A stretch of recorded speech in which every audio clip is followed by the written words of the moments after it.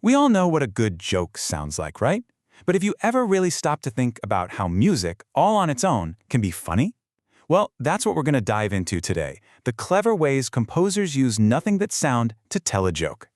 So let's just start with the big question right up front. Is it even possible for music to tell a joke without using a single word? And the answer is absolutely yes. And it all boils down to one simple, really powerful idea. And there it is, the secret ingredient.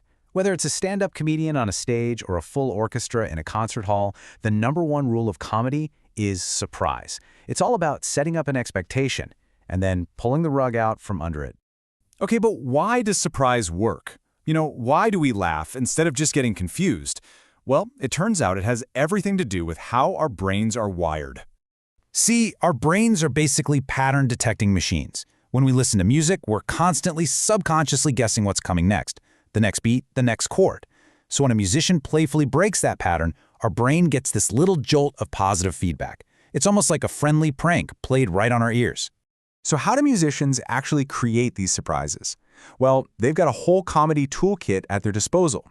Let's open it up and take a look at a few of their go-to tools. First up, choosing the right instrument. Believe it or not, some instruments just have a naturally funny personality, and composers have been taking advantage of this for, well, centuries. Just think about it. That long, sliding womp-womp of a trombone, it sounds just like a person groaning. Or imagine hearing a huge, deep tuba playing a super fast, bouncy melody. It sounds hilariously clumsy because we expect that giant instrument to be slow and serious. And of course, things like the slide whistle or a goofy woodblock sound are practically made for cartoons. You know, that classic trombone sound actually has a technical name. It's called a glissando. It's that smooth, unbroken slide between notes. Composers use it all the time to give the music a little sigh or a groan, which is a perfect example of how a specific technique becomes a comedy tool. Of course, it's not just what you play, it's all about when you play it. Just like with a spoken joke, timing is absolutely everything in musical comedy. A punchline that's off by even a second just falls flat. So here's how they do it.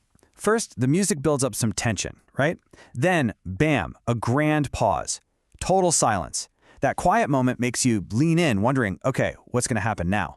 And then the music comes crashing back, but in a totally weird or unexpected way. And that is the punchline. All right, so we've covered instruments and timing. But what happens when you actually add words into the mix? Well, lyrics open up a whole new world of comedy, turning a song into a full-blown hilarious story. Funny lyrics often work because they tell a story we can all relate to, like having a really bad day. Or maybe they use really clever, surprising rhymes that catch you totally off guard. Sometimes just describing a completely ridiculous situation or having the singer use a goofy voice is enough to make us laugh. Now, these comedy tools are not new. Not at all. In fact, musicians have been pranking their audiences for hundreds of years. Let's take a look at a few famous jokes from music history. So get this. Way back in the day, the composer Joseph Haydn noticed that people in the audience would sometimes fall asleep during the quiet parts of his concerts. So in his Surprise Symphony, he wrote this long, really gentle, quiet section, and then, out of nowhere, a single, incredibly loud chord. It was literally designed to make people jump out of their seats. A total classic prank. Even opera, which most of us think of as super serious, has its own dedicated comedy genre. It's called opera buffa. These are operas with fast, fun music and totally ridiculous plots full of characters in disguise, crazy mix-ups, and clever servants outsmarting their rich bosses. It just goes to show you that even high art has always loved a good laugh. Oh, you absolutely know this next one even if you don't know the name for it. Think about old cartoons. When a character tiptoes across the floor, you hear that sneaky tiptoe music. When they trip and fall down a flight of stairs, you hear a chaotic jumble of piano notes. That technique of perfectly matching the music to the action is called Mickey Mousing, and it's a huge reason why cartoons are so funny. All right, now let's level up and look at some more advanced forms of musical humor.